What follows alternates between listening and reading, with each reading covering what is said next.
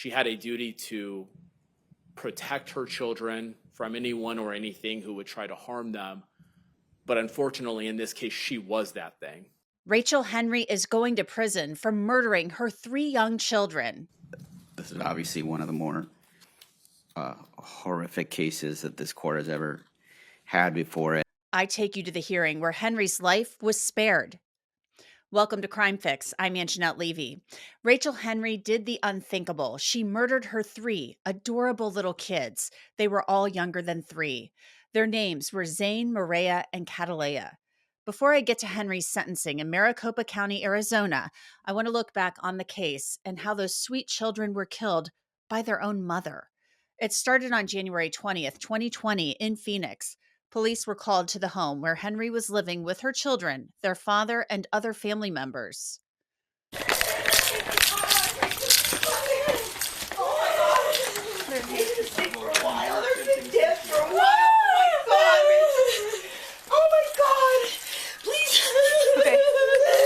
Make sure traffic fire knows where they're at. Oh my God! I can't. Oh my God! Get her and get her out. Move out of the way. Here, I'll get this one. Where were they? The women in the body-worn camera video believed that those 3 little kids were napping, but then they realized that the children were actually dead. Where were they? They were taking a nap right here. Oh my God! I didn't check on him. Woodchuck. Yeah. Get her out. Yeah, let's go. Hey, out. Oh my God! Yeah, the cops are here.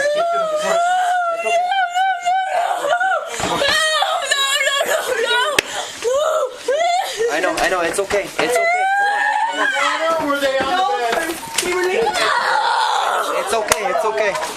It's okay. You're okay. No, it's okay. No. Please, no. Take a seat. Baby. Hey, come here. Okay, Come here. We're gonna talk out here. Hey, are there any pain medications in the house? Any pills? No. Just the medicine that she has. And all the medicine she has for babies, I guess. Right here in the drawer. Right here in the drawer.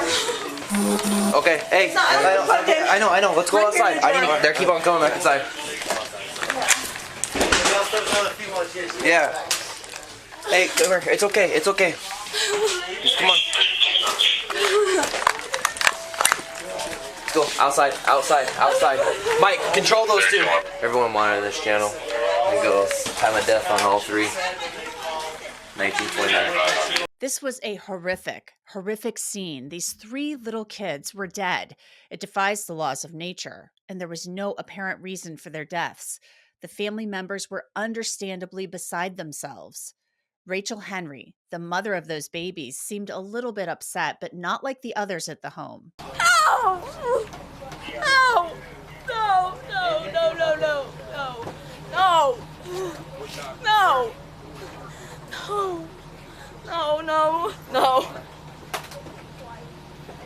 Is there a chair or something she can sit in? Maybe that one.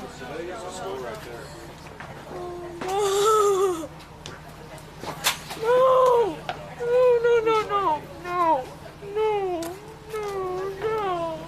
Thank you. I appreciate that. No! Did you want to sit down? Oh my God. Can I get your name, ma'am? Rachel Henry. Rachel Henry? Okay. My baby.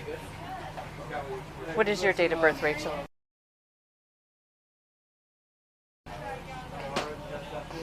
We went to WIC today to try and because they were sick.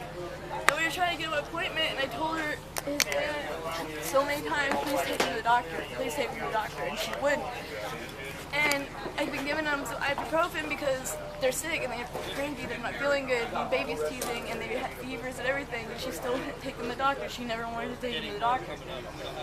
And I just, oh my gosh.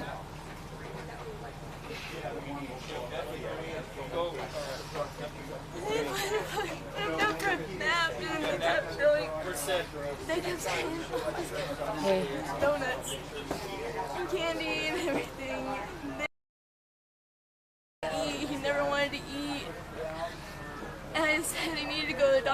no one ever wanted to take him to the doctor.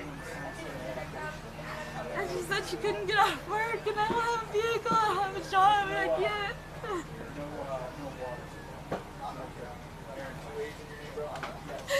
I couldn't help. They just put him down for a nap, and then I thought they were sleeping.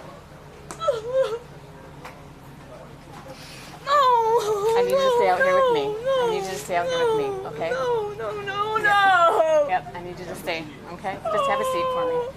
This is a Law and Crime legal alert. Recent allegations against the multi-billion-dollar video game industry claim that video games are engineered for addiction.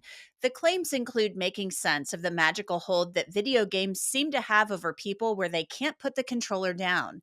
Every win triggers a hit of dopamine that creates a cycle of compulsion, which disrupts daily life and harms mental health. Our legal sponsors are taking on this industry that has, at many times, in some people's opinion, put profit over safety. They're working to potentially get compensation for all of those impacted.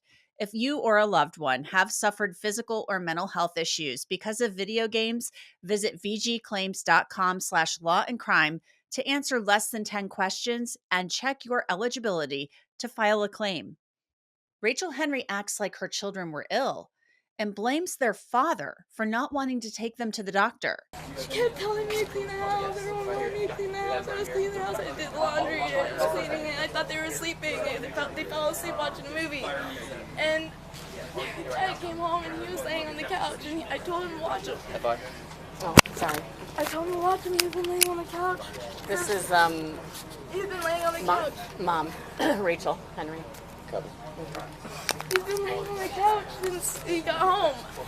And then we went to go get a pizza. That's what I thought. And then I went to check on him. He was there again.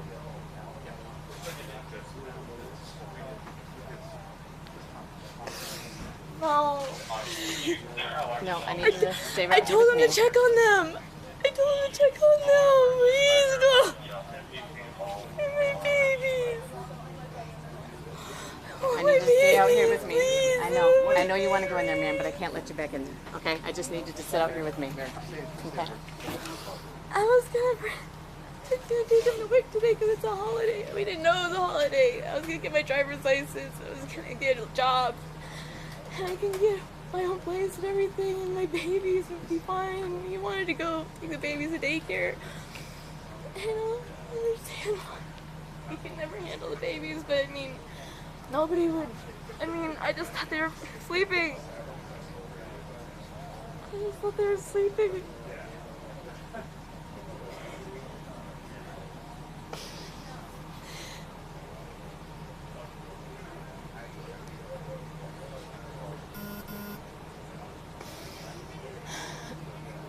Yeah, I know. I already know.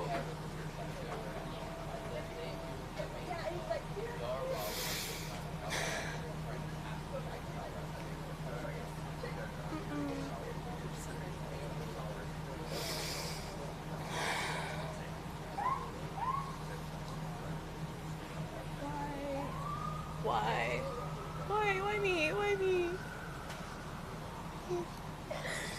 He didn't ask for anything.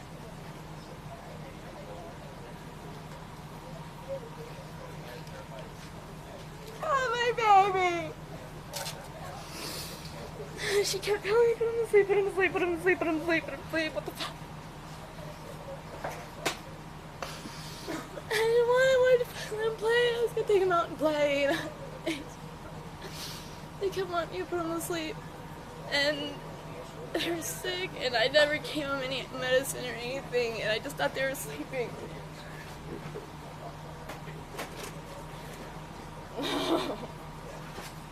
No.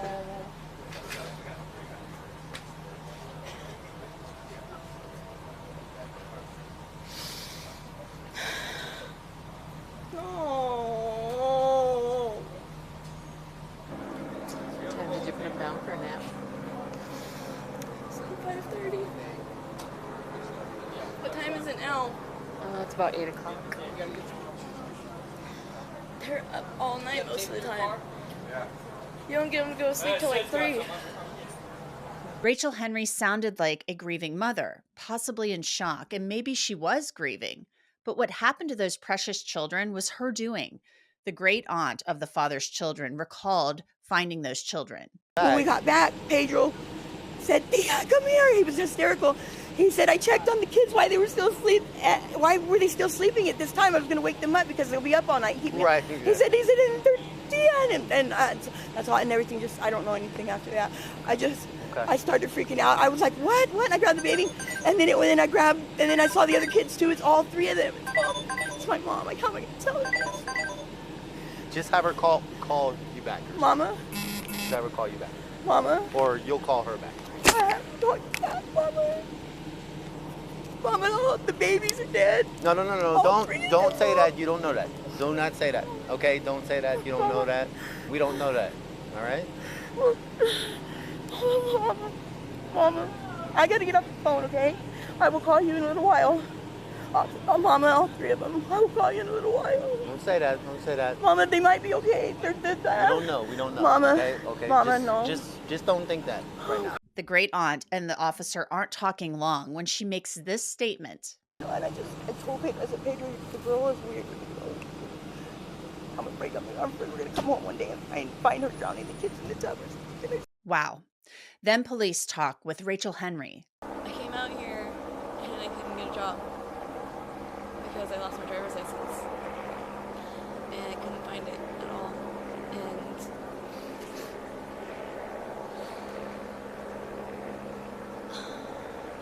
all I wanted to do was get a job, and I kept trying and I'm trying to get my life, turn my life around, get my act right. And I still am, and I'm definitely going to now, in every possible way. Henry then reveals that she has a drug problem. I had a problem, but I don't want to do it no more. And it just,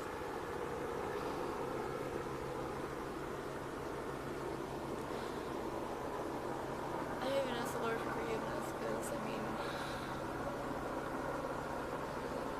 want to forget my past, and I want a better future. I want to forgive myself. I want to move on, move forward. I want to go back to school and just, I'm not going to do that anymore anyway, and it just, that's why I just asking the Lord for forgiveness so I can move on and start over and start fresh and forgive myself, because I have a problem, and that's the first step to recovery, is admitting that I have a problem. But What was your addiction? first it was weed, and then it was methamphetamine, and then I stopped, and I'm not doing it anymore, because I don't want to be like that no more, ever again, ever. And I don't know, I want to be a better person, and I want to go back to school. I want to get a better job. I want better opportunities in life, and I never asked for any of the problems that I had, because I was crazy and stupid. So Rachel Henry's 3 children are in the house. They're dead. And she's talking about wanting a better job and better opportunities and wanting to go back to school. The conversation continues. I want a better life. I hope you get that someday.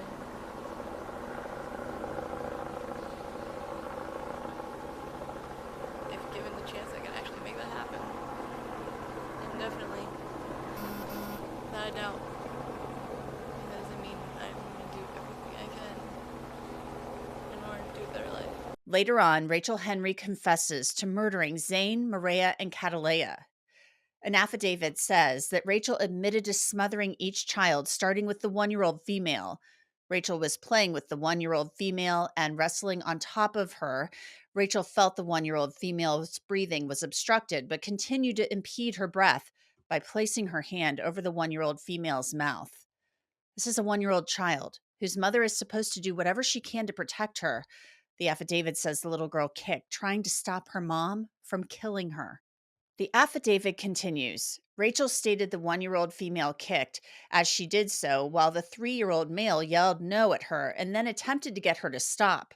Rachel knew she had killed the 1-year-old female when she stopped kicking Rachel. The 3-year-old male attempted to help the 1-year-old female by punching Rachel to no avail. Rachel also killed Zane and the 7-month-old baby, Cataleya. The document continues. Rachel fed the 7-month-old female a bottle in her bedroom until she fell asleep. Rachel sang a song as she placed her hand over her face and impeded her breathing.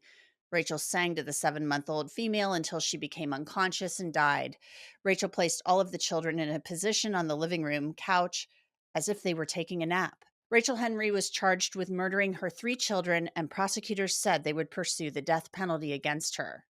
What Rachel Henry described was so unbelievably horrifying. It was sickening. No one who thinks rationally can even begin to understand what she did or why. But Henry then pleaded guilty. In exchange, prosecutors took the death penalty off the table and agreed to a life sentence for Henry.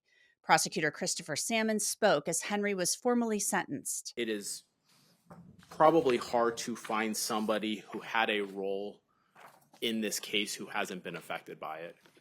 I would put obviously the family and friends in there. You read the letter from the victim's aunt talking about how this has affected her, how it's affected the children's father. Obviously there's friends that have been affected by it. It has had an effect on the police officers and the fire and medical personnel who responded to that scene that day. A lot of the fire personnel thought, because there was a miscommunication, they thought it was a drowning call. They thought they were responding out to a scene to try to save children. And when they got there, found out that there were already 3 dead children inside of the house when they got there. I know the defense noted this in their sentencing memo. I think we noted it in ours.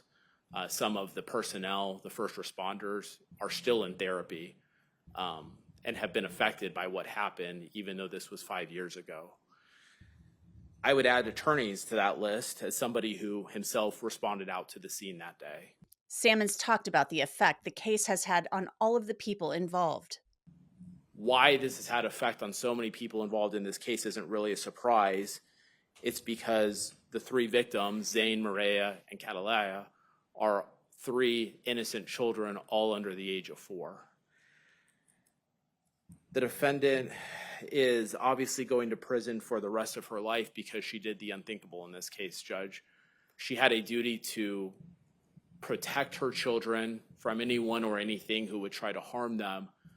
But unfortunately, in this case, she was that thing. These 3 children in this case were completely helpless to protect themselves from her, to stop her from what she did to them that day.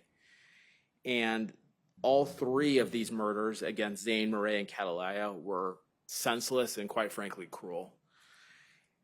The defense noted in their sentencing memo that she is going to have to think about this and the effect that it's had for the rest of her life, and I hope she does, because she took the futures of 3 children away from them that day when she did what she did. In terms of the mitigation, Judge, I'm not going to touch much on it because I think the defense will articulate it better than I will today. I would note that the defendant, Ms. Henry, took responsibility for this when she admitted to the police what she did that day when they interviewed her, and she's obviously taken responsibility now when she entered into this plea agreement for natural life in prison. Then it was time for Rachel Henry's attorney, Alan Tavasali, to speak. First of all, I would like to express my deepest sympathies, condolences for the loss of Zane, Mireya, and Cataleya. They were so young and their lives were tragically taken from them. I am personally deeply sorry for their loss, and Rachel is as well. This is a tragedy of monumental proportions, and we are here on this solemn day to give this tragedy a final resolution. Next, I would like to say that we believe the sentence in this case is appropriate. We can never bring back the lives of these 3 children, but Rachel is ready to begin to make up for that, for this unfathomable loss of her children by spending the rest of her life in natural prison. in natural life in prison. It is no small sacrifice, but it is one that she's willingly and sorrowfully accepting as she's entered into the plea agreement. Tavasali then spoke about what could have contributed to Rachel Henry systematically taking the lives of her 3 young children. Ms. Warner and I have had this case for 5 years. In that time, we have explored different theories in the case and have concluded there were a variety of factors that led to this tragedy. And had any of these factors not occurred, it may have prevented the deaths of these children. There was strong evidence of postpartum depression, mood disorder, dissociation, severe depression, fetal alcohol spectrum disorder, and that can explain some of Rachel's mental state at the time. Her social history, much of which was provided to the court and is incorporated into the sentencing memo, is also another clear factor. And the complete lack of support that she experienced at the time of the offense is another factor, Judge. However, even though we've investigated this case, it is still kind of a mystery in the sense that we may never know exactly what was going on that day with Rachel, and Rachel can't explain it or remember it herself in any articulable way that can make sense to herself and to everyone else. It's important to note that this is an explanation for these horrible offenses, and not an excuse. In no way does it justify what she's done. For those people that have only a fraction of the information about her case in the media, not knowing anything about who she is, and who have tried to capitalize on her case, I would like to say that she will be punished for the rest of her life. Tavasali then spoke about Rachel Henry's record while she's been incarcerated.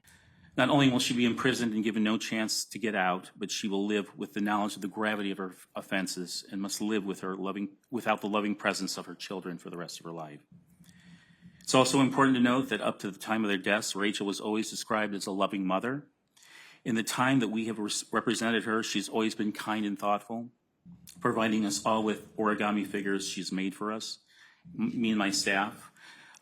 Equally important is the fact that in the 5 years that she's been in the Estrella jail, which can be, it's described as kind of a junior high school on steroids, she hasn't received one ticket for misbehaving, and that's nothing short of a miracle in there, Judge. Especially with Rachel being diminutive, she's an easy target for bullies and other behavior, negative behavior that's directed toward her. Rachel Henry decided not to speak, and it was time for the judge to sentence her. There's not much more this court can add. This is obviously one of the more horrific cases that this court has ever had before it. The court, however, greatly appreciates both memorandums from the parties, especially, frankly, I guess, the defense memorandum that adds context to, doesn't explain anything, but adds context to perhaps what leads up to something like this. The court also agrees that the resolution in this matter is a just resolution, and that the state, in dropping the notice of death with the plea agreement, in the decision making, came to a very just decision in doing so. As to counts 1, 2, and 3, then the court finds that probation is not appropriate. The court finds, based on the fact of the dropping of the notice of death, there's only one sentence that may be imposed on each count. It's therefore the judgment of the court as follows. As to count 1, imposition of sentence, defendant is sentenced to a term in the Department of Corrections for a term of natural life to begin today's date. Rachel Henry hugged her attorneys as deputies prepared to lead her away. She's going to prison for the rest of her life. Her attorneys trying to comfort her. They have a much different relationship with her and likely a different perception of her than the public does. As the judge said, it's a horrific case, and those left behind, the only thing they can do is try to move forward each day, remembering little Zane, Mireya, and Cataleya. And that's it for this episode of Crime Fix. I'm Angenette Levy. Thank you so much for being with me.